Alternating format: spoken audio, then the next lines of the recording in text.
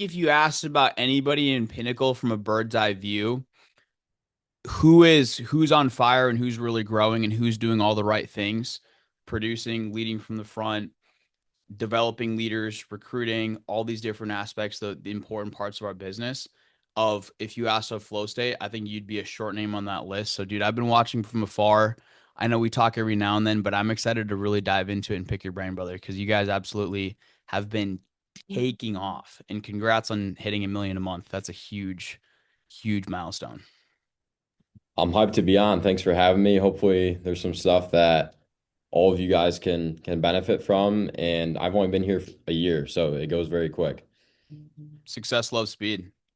So let's talk about that. What were you, for those that don't know, what were you doing before this and what got you into life insurance? So the old pest control gig, like a lot of us were doing in flow state, but I worked there for 2 years. So the first year I sold at a really high level personally as a rookie. My second year, I knew I wanted to grow a team. So a lot of guys that I knew from college or high school, they actually hit me up or I reached out to them. I had 34 guys go out for the summer. 7 dogs finished. We did 2.1 mil in revenue between 8 people over the course of the 4 month stretch. And then I shopped around a lot because I realized I didn't have any equity there and the commission was so low. So I looked at other pest control, solar, real estate, finance, insurance, shopped around a ton, and ultimately ended up here because I knew a lot of my friends were here and I trusted them. So once I came into this, I moved from Michigan to Chicago for 2.5 months into Jonah's old office with Chris and Malad. And I went from, it was a year ago yesterday, so May 12th, uh, just full speed. I worked Monday through Saturday, like 8:30 a.m. to 8:30, sometimes 9:30 p.m. Saturday would be like 8 a.m. to 3, 4, 5 o'clock usually. And I did that for 2.5 months straight. Came back here, pretty much still do the same schedule, but doing that, it wasn't necessarily just working the hours. It was more so like, what are you doing with the time? So being very intentional and then getting yourself into that environment where you're forcing yourself to learn, to fail, and to produce. And I went out with two of my guys and we spent between the three of us 17 grand on rent for 2.5 months worth. And that really forced us to make sure that we were taking it very seriously.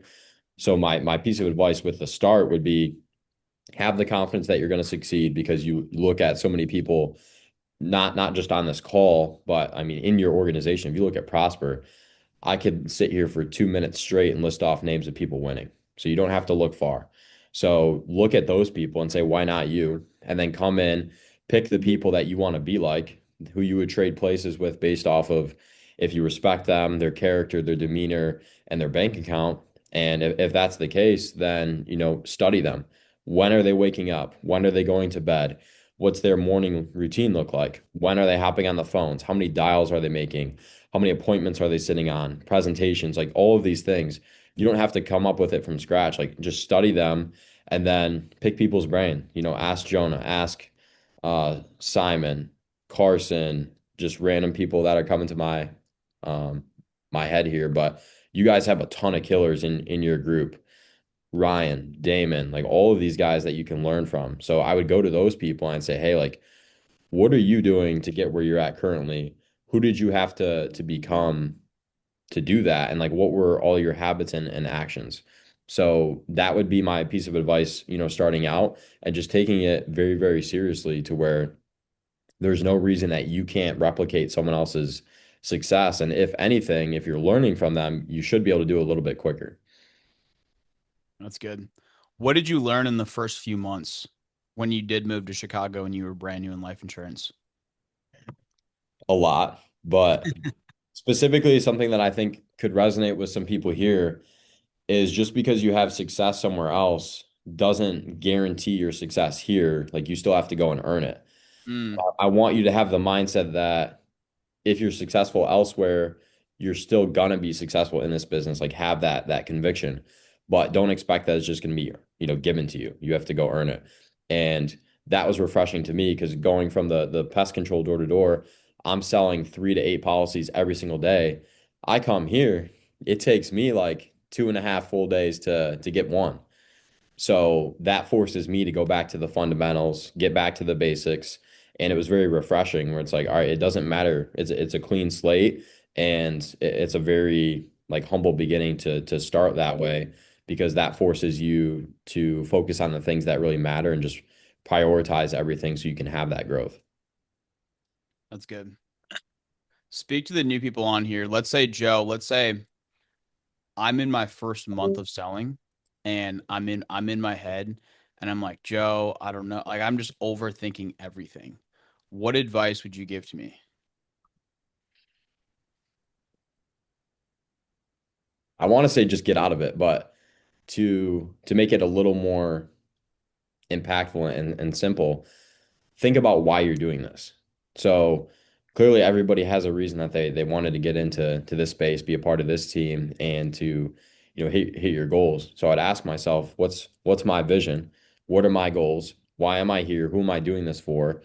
And once I figured all that out, then I'm gonna ask myself, all right, like am I actually seeing it the way that I should see it, or am I making a bigger deal than it should be?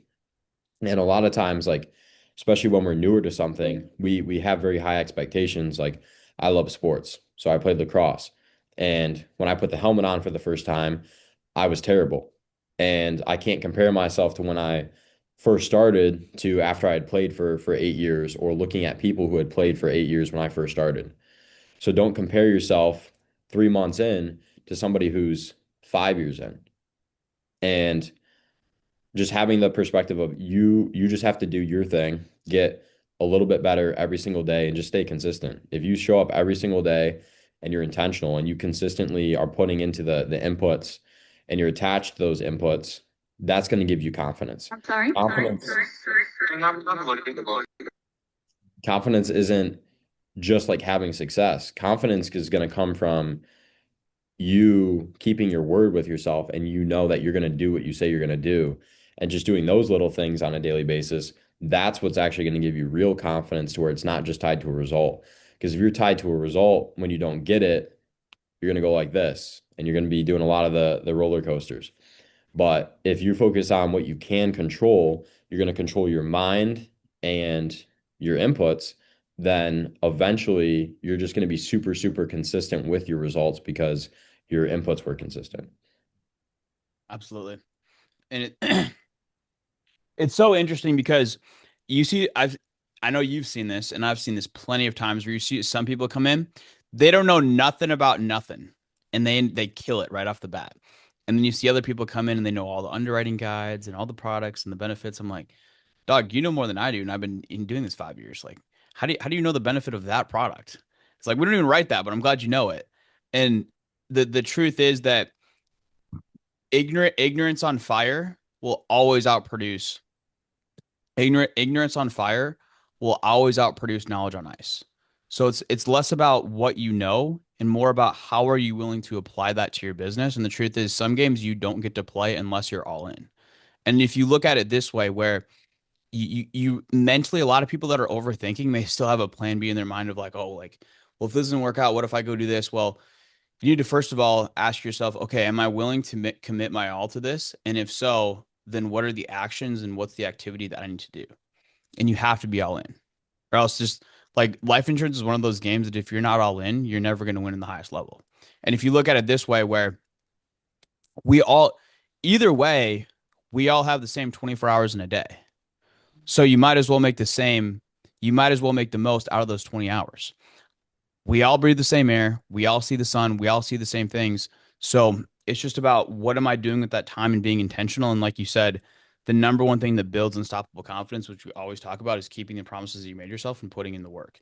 And so whether Claudia's on this call, and the one thing I was just talking about this morning with our guys in our sales training was whether I had a great day or I had a terrible day, when I came home from running in-person appointments in the field, Claudia would not be able to tell the difference because I was so focused on what was in my control that as long as I did my best and I did everything in my power to make it a great day, and it's like, well, whether I came home at zero or I did 10 grand, it literally does not matter because the next day, every single day you start out at zero. And the truth is, the clients, they don't know that none of these clients are talking to each other. So we hired a guy, Dallas Dale. It's Dallas Dale and his son. Dallas Dale's in he was in medical. I don't know if he's on this call, but he was in medical device sales for however many years. And in in medical device sales, like when you're going to sell a product, the clients actually talk to each other. Like this doctor or this nurse, like they're all networked and they all know each other. So like those clients are actually like, hey, if so and so comes to sell you this product, oh, don't buy this product because this, and this, or it doesn't cover this, or when they do go to this, ask this question and say this. Our clients aren't doing that. They're not talking to each other. They're not practicing the objections. They're not practicing the rebuttals. And if you, the truth is, if you didn't close anybody for 20 people in a row, nobody knows that. The next person you get on the phone, they're not going to know that. And if you close every single person and you close the last 20 people in a row and you're on your high horse and you think you're God, well, you're probably going to get humbled. They don't know that either. So it really doesn't matter. So being super intentional, and we always talk about love the ones you're with, but a lot of people don't take the time to actually sit and reflect. What does that mean? When you're so freaking focused on every time I would think about, dude, I just need to write 10 grand this week. I just need to write 10 grand. Like I want to write 10 grand or I want to write 20 grand or whatever my goal was. Sometimes I'd hit it. Sometimes I wouldn't. But if I just focused on fully being present with the families that I was helping and really slowing it down, those were always my biggest weeks. And I stopped thinking about a dollar number. And so there's a lot of times where you do self-reflection is good, but agents have to understand the difference between self-reflection and overthinking, because overthinking can be detrimental. Self-reflection is beneficial because you do have to have the ability to self-analyze and understand, all right, what am I doing good? Where do I need to improve? Where am I weakest in my business right now? And what are the actions and what's the activity I need to take in order to get to the next level? But if I'm just overthinking, all right, what if this happens? What if that happens? And if you do catch yourself overthinking, which a lot of people are guilty of, well, then think about, all right, what's the worst case scenario? Like when I, for example, for me, a lot of you have heard my story where I moved to Chicago and almost ran out of money and crashed my car. And I'm like, well, absolute worst case scenario is I fully run out of money. I get kicked out of my apartment. I don't have a car.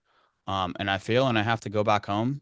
And I don't know if my parents will take me back, but if my parents don't, I've got a buddy's couch I can sleep on and I can Uber and go back to my old job and work my way back up again. And that's absolute like worst case scenario. And I'm like, well, I don't want to do that. So I really should give this my all and do everything I need to do to make this work. And turns out I made it work. So if you do catch yourself overthinking, well, for me, what happened was actually leaning into that and doubling down and think about, all right, like what's the absolute worst case scenario? And a lot of times it's not as bad as you actually think it is. So let me ask you this, Joe. What's the most adversity you faced in sales? Whether it's been, and give us a specific analogy, not to put you on the spot, but whether it's life insurance or pest control, like where was a time where you're going through it, you're like, man, God's really challenging me right now. Yeah.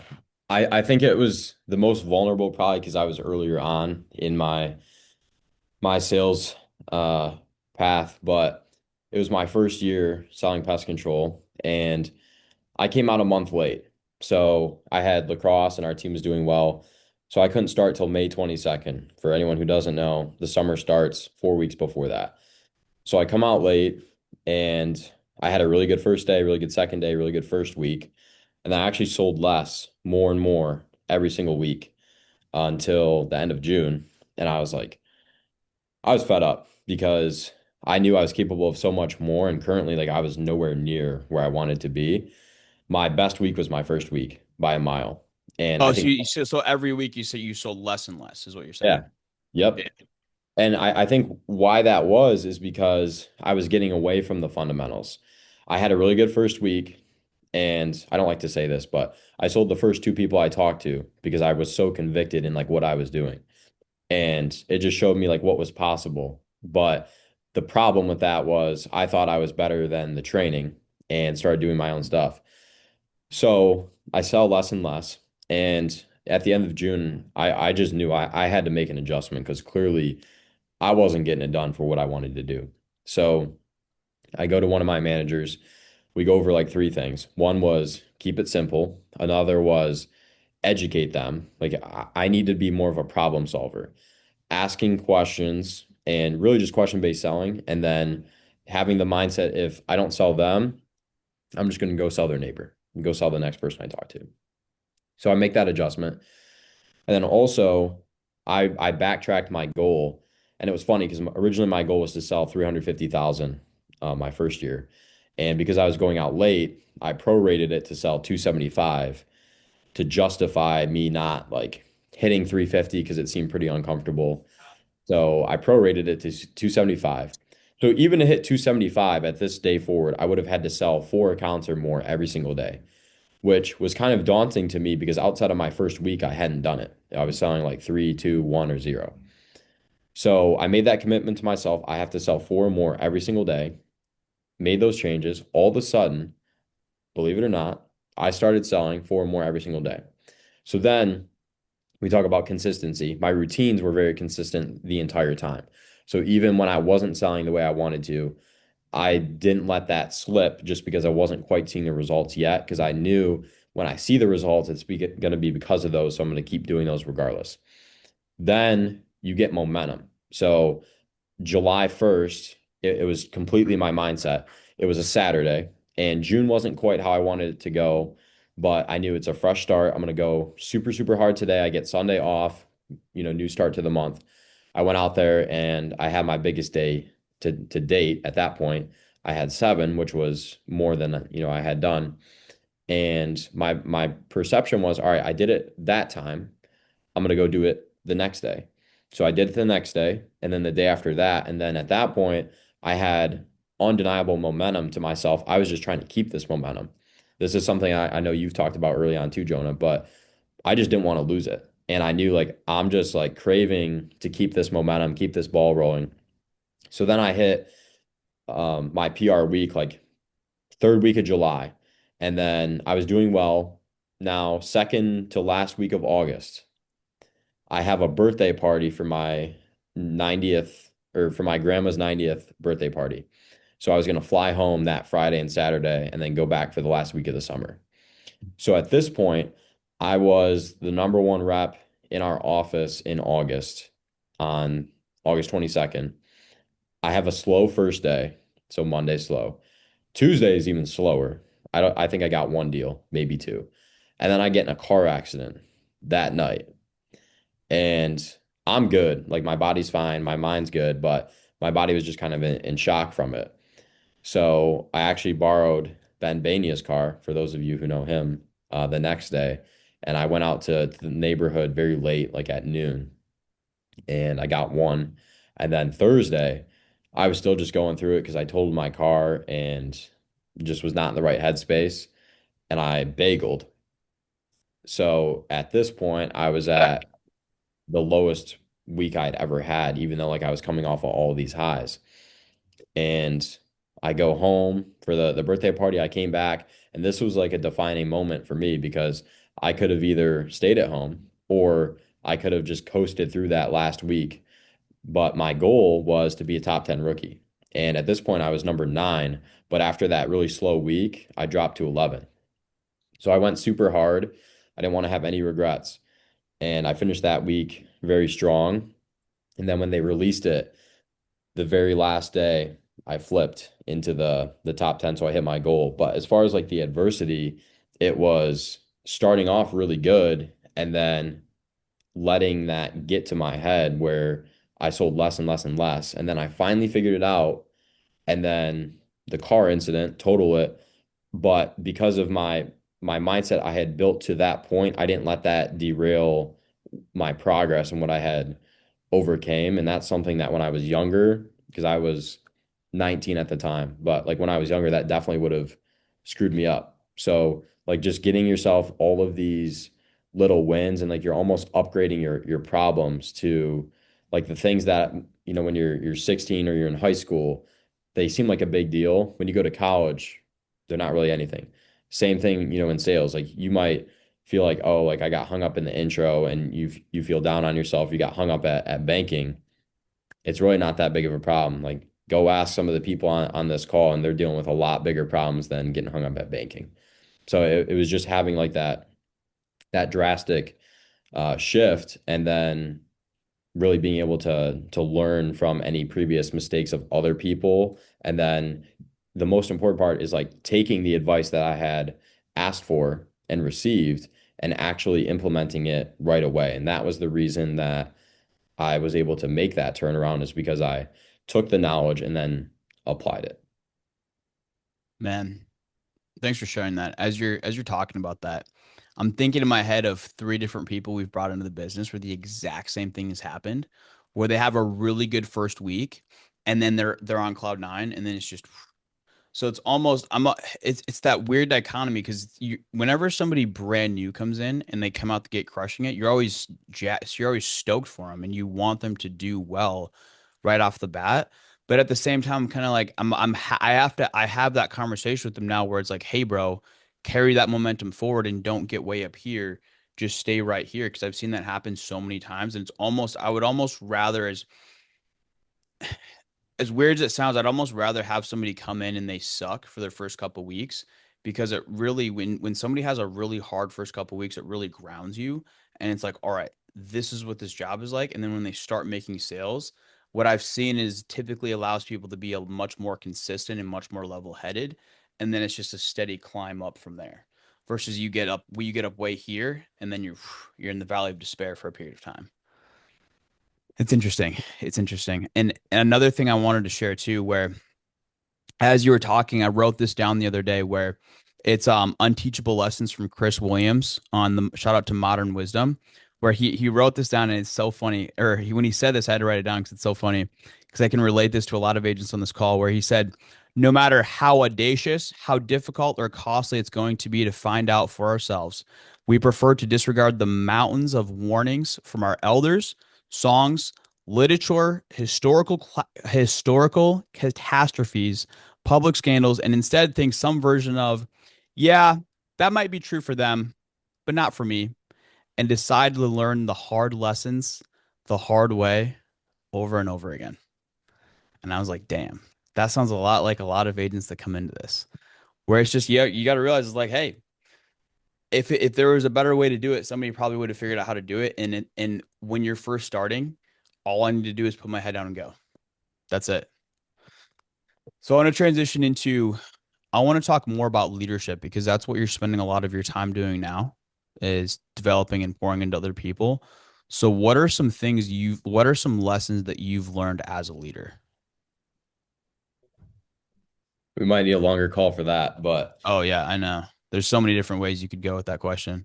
yeah, I think starting on a smaller scale, you want to be able to lead other people, you have to lead yourself. So that would be my first step. If I'm on this call and I want to get into, like Jonah, Claudia, or, JP, any of these other guys that are super, super successful and they have a massive agency, Caden Sloan, I know that they know how to lead themselves. They can keep each other accountable and they have this identity and this sense of direction where they're just very reliable. And the number one thing I'm sure everybody on here would agree with is when you look to a leader, you just want them to be reliable. You don't want Yes. them to be perfect, but are they going to show up? Do you know that they're going to show up at the office? They're going to be early. They're going to stay late. They're going to go to the gym when they need you. Like they're going to, be able to get a hold of them. So like all of these really small things, but reliability. So for yourself, are you reliable for yourself? Like, can you count on yourself?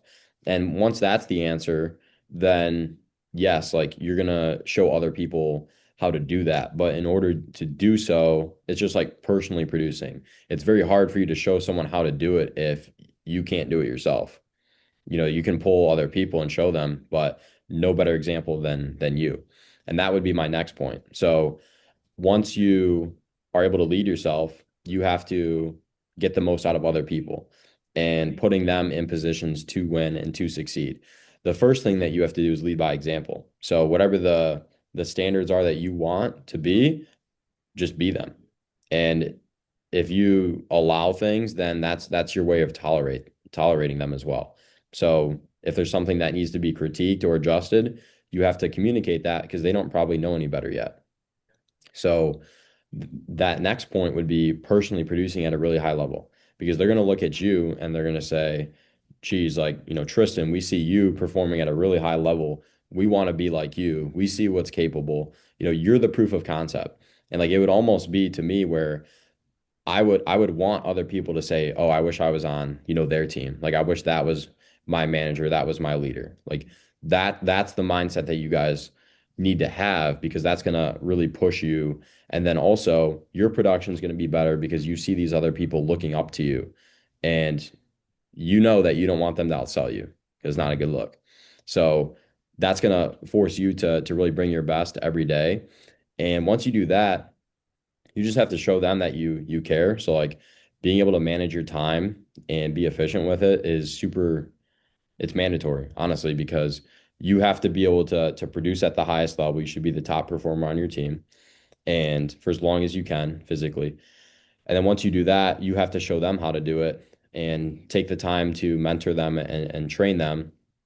And that's not just like in the business. Like you should be getting them into books and podcasts and like making sure they're going to the gym and doing all of the extracurriculars outside of work because there's a direct correlation, at least with our team, for the agents that are performing consistently at a really high level. They're the same ones that are doing all of those things I just listed. They're waking up when they say they're going to the gym, they're in a book, they're in a podcast, they're eating right, all of these things. They don't go grocery shopping. Just kidding. But like they're doing all those really monotonous things on a daily basis, and that's gonna, help them have that translatability to the business. And then also doing like very hard things as a group. We're doing team events hand in hand. It could be as simple as like going to Top Golf, going bowling, or just going and hanging out. I'm in Michigan, so we don't have as nice of weather as you guys. You got a lot more fun stuff to do right now, but like take advantage of that stuff. And then, if you're working out together, like that's something I've noticed. You guys build a bond and also you like leading them into battle basically, and like you're doing really hard stuff. Like I love nothing more than having a new agent come with me to the gym at 6 a.m. and hit legs and just absolutely put them through it because they're like, damn, like this is hard. And I said, well, this is the hardest part of your day. All you got to do is dial a phone now. So that would be the step there. And then lastly, like this is something that I'm really harping on now is all right, you've created a leader, but now you have to help that leader create leaders because you can't just rely on it yourself. So you have to help them. And that's where like your multiplication comes in. And that's when you grow a team, like Claudia and Jonah have here with Prosper, is they know how to multiply leaders because they're doing it themselves actively every day, and they're all respected and rightfully so because they're doing all of these things.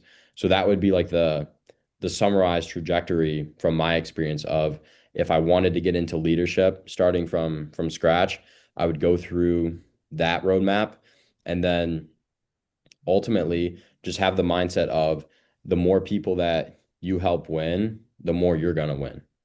And once you have that perception, you're going to do everything you can to help a lot of people win because it's going to, ultimately help you, but the sense of fulfillment that you'll have is greater than like any of the things that you can actually put your hands on.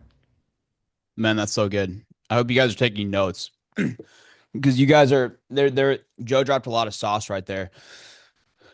You have to become that individual, and the truth is you're never going to help your people achieve the level of success that you have not been able to achieve for yourself. And so it's the same thing in faith. Like if I'm a lukewarm Christian, well, how can I bring other people to God and help them grow deep in their spiritual journey if I'm lacking within myself?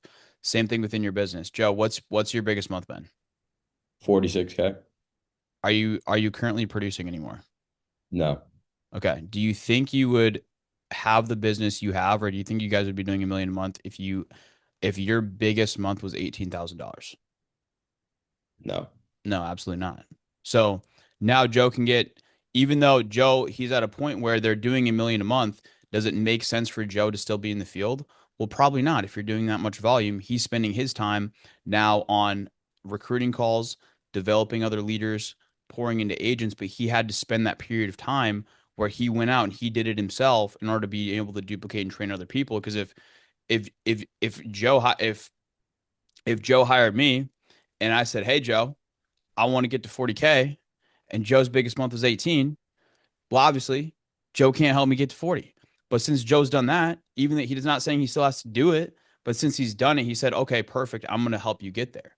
And I'm going to show you step by step exactly how to get there. And another thing where this really, I've shared this before. You guys may have heard me say this, but this really changed my perspective on the business because it was when I was first starting and it was a guy in insurance. And at the time he was doing about 3.5 million a month. He said, Jonah, the bigger business you want to build, the more adapted you need to become at dealing with stress and pressure. And when I heard that, and he said, the more comfortable you need to become.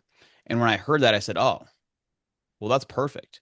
And it flipped my perspective. And I said, okay, well, how can I take on as much responsibility as possible and get as much stress as possible? Because the more stress, the more responsibility you have, that's what we get paid to do. We get paid to professionally problem solve. So there's been times where I've been talking to Joe Bass. I'm like, Joe, we're dealing with this or this happened. And Joe's just like, well, yeah, it's this your job. That's what we get paid to do. Like we get paid a ridiculous amount of money to do what we need to do. And then when Joe's told me, I'm like, okay, yeah, that makes sense. All right, I'm gonna go back to work. Like it's like yeah, dude, it's we get paid a crazy amount of money and we have the ability to make deep six figures, $1 million a year, but there's gonna be trials and tribulations that come along with that. It's not that you're not gonna run into that because it's guaranteed that you will run into that. It's how do you handle those circumstances when they come? And you made a really great point, and I've said this before too, where I believe the best compliment you can get as a leader is says, "Hey, you're reliable. You're consistent. I can depend on you when I need to." And not only being reliable in your schedule, but also reliable, like also maintaining a level mentality and be reliable and consistent within your mood. Because if I come into the office one day and I'm just on cloud nine and I'm dapping everybody up and I'm just a level 11, and then the next day I come in at a one and I'm mopey and depressed and everybody's out to get me, it's like, you don't know what Jonah you're getting. It's like if I'm acting that, that's not how a leader acts. It doesn't take me. It doesn't take somebody long of doing that to be like, all right, dude, like, what are you doing? Like, this doesn't make sense. Versus if like I'm not like you obviously have good and bad days, but for the most part, you're right here. This is where you need to be and it's the same thing as an agent. It's the same thing as an agent where if you have a great day, tap yourself on the back, but hey, dude, don't be careful not getting all the way up here because what happens when you have a bad day? Well, if you get way up here when you're having a good day, you're going to be right down here when you have a bad day. And it's even more exemplified when you're in a leadership position about being consistent and being dependable. And also, one thing I've learned too is just it goes back to your time really gets respected when you start respecting your time first. Like if your people see, hey, Joe really he's really intentional with this time. He's actually building something and like we're a part of something great. Then your guys they're gonna come to you and they're only gonna bother you if they actually need your help. Versus, hey Joe, hey dude, so this client, hey, can I get somebody has active cancer? Can I get them an IULE? Like, no, dude, you already know that. But Joe's probably not getting asked those questions. He might be, I would assume, but he's probably not getting asked those questions because he's so intentional with your time. So if you catch yourself, getting pulled in a million directions or you're always available, it's well, how are you treating your time? Because when you treat your time properly, then other people will respect your time and utilize your time when it's actually needed and most effective. So Joe, this has been really good. What do you spend most of your time doing now specifically? I'll add one more thing real quick and then I'll answer that question. Yeah, please do. Leverage is really important as well. And what I mean by leverage is you can leverage so many different things, but I think leveraging other people is very valuable in this business, especially if it's something that maybe, you haven't quite done. Like if somebody comes to me and they say, I want to make, 7 figures this year, I can't quite say yet that I've done that. So that's where I'm going to say, hey, like I'm going to get you in contact with Joe, Paul, Chris or Milad, Jonah, like any of these people that have done it. And like on a smaller scale, it could just be another like person that really can relate to. So it doesn't have to be like on a super high scale. So if I find someone that comes into the business and I was like, you know what, like this person really reminds me of Caden Sloan or Ben Bania or Chris Mumby, I'm gonna get them in contact and like automatically start feeding into their belief and their identity. Like this is what you're shooting toward. So like leveraging other people, it's gonna take a little bit of time off of your plate as well. And then any of your emerging leaders, it's gonna help them grow. You know, when you're sending them newer agents and say, hey, like I'd love for you to do a training with this person because I think you guys would really see eye to eye and you have similar interests. It's a win-win. It helps you. It gives the emerging leader some experience, and then it also builds chemistry with the new agent and the emerging leader. So that would be something I would implement as well as just leveraging other people to the greater good of everybody. And then as far as like my focus right now, leadership development. I don't know how much you guys know, like on the call, but our team has got some killers, and there's a lot of agents that are stepping into the roles of having 250, 300, 500 plus K teams very soon. So really helping them be equipped to pretty much replicate like what we've been able to do as a whole, and then making sure that they're able to take care of their team, so like the leadership side of things, and then also just bringing in the right people. And like our standards are very high, so like not everybody's gonna want to be a part of our team, but we've said it from day one, we're the greatest team to ever do it, and I say that on every recruiting call because I want them to know we're taking this very seriously. And at no point should I want it more for you than you want it for you. So the second part would probably be recruiting and bringing in the right people that are aligned because you want to protect what you've built. You don't want to bring in some bums that are gonna, be cancerous and just diminish what you've taken a long time to build. And then the third would be inspired by yourself, Jonah and Claudia, but the content. And I think that's like the biggest missing piece for a lot of people now is their personal brand. Within the last couple weeks, I can't tell you how many people I've gotten on the phone with. They said, yeah, like I checked out your Instagram or I checked out your YouTube channel that we had just started, or I checked out your LinkedIn, like the cross checking. And I was like, how did you even like find that out? Like one dude, he DM'd me on LinkedIn. He's like, you had a generational run. You met Summer Rae and Tim Tebow in the span of 2 months. And I was like, how do you know that? And then sure enough, on Instagram, he followed me. So I was like, okay. So like just as much as you're looking into them, they're looking into you and your social media. Unfortunately, that's your resume. So you either have to put it out there in a way that, you want to be perceived and like is accurate more so. So that way, like they can really understand who you are. And you want them to feel like when they go through your page, they know you already. That's going to build a connection. They're going to want to work with you. I had someone yesterday, he's from New York. He's been looking to get into insurance and he was looking at other companies and he's like, yeah, like I see the videos that you guys have been putting out there, not just you, but it seems like you have a ton of people winning. And I love the emphasis on your faith, your mindset, your physical development, like all of these things.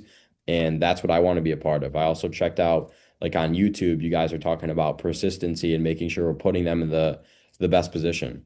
So you really never know like who's, checking you out and where. So developing the right image, the personal brand, and the content. Like as you can see, we've got a podcast getting going in here. So we've done 2 episodes so far. We're gonna do one a week and just blast out the clips so that way these emerging guys like they can get the flowers that they deserve. So leadership development, recruiting, and then the branding content. Yeah. Yeah, that's good. I know if I could add another thing to that is as you're talking, I'm thinking about the truth is your team is a direct reflection of you. And we had a leader, this was a while ago, this was about a year ago, where his team's production really dipped down. And he's like, man, like I can't get my guys to produce. Like I can't get my guys to produce. They're producing less and we keep producing less and less on every month. And I said, well, what does your production look like? He's like, well, I'm not really producing right now because we got a lot of new guys coming on board and I'm pouring well into them to get them going. And I said, listen, if you simply start producing 30, 40K a month again, I promise all of your people will replicate and do the same. And sure enough, he started producing more, and then everybody on the team started producing more as well. And you're never going to out recruit your level of personal development. So a lot of times where your team is struggling, a lot of times it's a self-reflection of yourself. And I've dealt with this personally too. So in the areas that you're lacking personally, if that's where your team, or if your team is lacking in a certain area, look in the mirror and take a look at yourself and think, okay, well, where do I need to develop, and is this a reflection of my leadership? And if so, then have that conversation and figure out, all right, well, what do I need to change within myself? And a lot of times things follow. It's kind of like having kids. Like you always hear parents talk about, yeah, your kids don't do what you say, they do what you do. It's the same thing with running an agency that we found. It's like your agents don't do what you do, or they don't do what you say, they do what you do. And so being that person and always leading from the front and leading by a good example, man, that's fundamental. Let me ask you, Joe, because I want to dive a little bit more into the tactics. What is what do your one-on-one calls look like specifically? What are you going over, and how do you structure those? Yeah, for like a newer agent or more of like a leader. Let's do both. So if it's a newer agent, depends where they're at with the process, but they better be tracking their numbers. So if they're not, then it's going to be a very hard conversation to have. But they come in with their numbers. I'm going to ask them, all right, what's one thing you think you're doing really well? What's something that you think like as of right now you need to work on? I want to see them self-analyze. Once we go through that, then we'll go through the numbers, see what the data says. All right, what have you been producing? How many presentations? Tear apart the numbers. And then I'm going to give them, once they self-analyze that, I'm going to see what they think the solution is. Then, if that's not quite what I think it should be, I'm going to say, hey, can I give you a suggestion? Give them the solution. And then I'm going to have them write down, or I'll do it for them depending on what it is. What are we going to commit to for this next week or this X time frame? I'm going to give them a deadline. Maybe I'm going to say, all right, I want you to go into the school and I want you to watch this training and I want you to give me the three favorite takeaways. I'll do that for somebody that's coming into the business as well, like to qualify a recruit. After the recruiting call, I'll send that over to them, say, give me three favorite takeaways by the end of the day, Tuesday. If they don't, that's strike one. I'm going to do a couple other things. If they get three strikes, I play baseball, we're out, right? So, new agent, show up prepared, one and one, and then self-diagnose, ask for their solution. You give a solution, and then what are you going to commit to? Keep it simple. This is the one thing we're going to focus on next week. I really don't want to, have to keep going into this X thing, next week. Let's master this and we'll go on to the next one. For a leader, it's making sure that not only they're doing well, but everyone on their Hey, Joe, team. can I stop you there? Yeah. Because that's really good, and I want to make sure you guys got that. And you a few things, if you guys, so you guys didn't miss it, you're not going through and saying this and this, you need to do this, and you're not spending 30 minutes pouring into the person, because a lot of that they're not even going to remember or take away. You're saying, hey, here's one specific action item that we need. What where are you struggling the most in your sales process right now? Okay, great. Now that we've identified that, work on fixing that this week. Once we fix that, then we work on attacking the next bottleneck. You're not giving them 20 different things to change. And then, secondly, which is what it sounds like, I'm assuming that you implied, is you're leveraging, you talk earlier about leveraging other people. You're also leveraging trainings. So you're not and that's super important as a leader, because, guys, if you're not like, the number one thing agents come to me and say, Jonah, like, dude, I got a brand new agent and I wasn't able to produce this week because I was spending time training my new agent. He's like, how do you do what you do?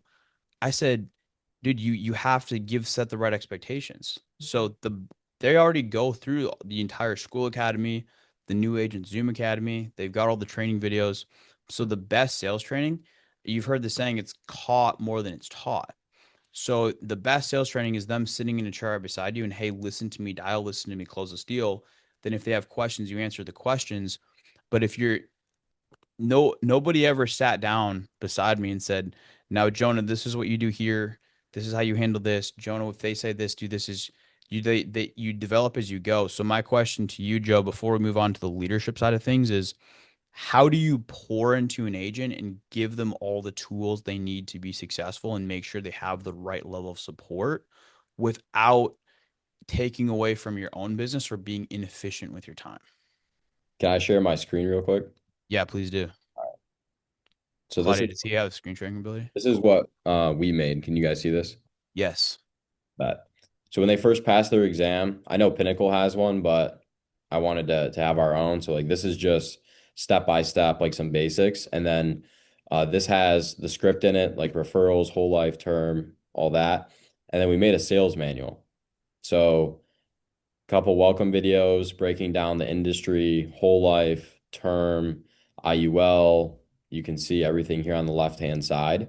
So that way, if it's something I've already covered with them, I'm gonna say, all right, like you're struggling with handling rejection, go watch the school video. It's a minute and 14 seconds, and then let me know if you still have to ask that question. Bam. Another one is to your point, you want to talk about leverage. Do these look familiar to you? We will get you a million views or you don't pay. And if you give me 15 seconds, I'll explain exactly how this works. First, we build a tailored system around what's working in your niche and then implement content systems for you so that all you got to do. Joe, you're making enough money to have YouTube Premium, bro. Yeah, I probably should get that. But to your point, like these are all your trainings. So I went on your YouTube channel. I'm not going to remake the videos because I don't want to take the time to do it. You've already done it good enough. So I put them in here.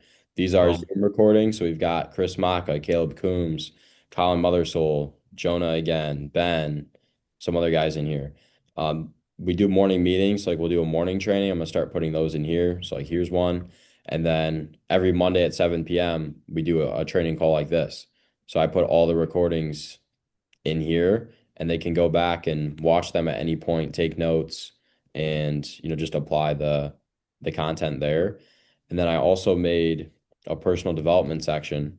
So all the time it's like, hey, what books can I get into? Podcasts? How do I start an LLC? Well, it's all right here. Go into the school and read it. And now like I'll have people coming up to me like, "Hey, I just listened to this podcast and like this was phenomenal." Or they'll send me a podcast. I'll be like, "All right, like you're really taking this seriously," which is awesome to see. And then Ben put some of his sales in here so they can go and listen to those.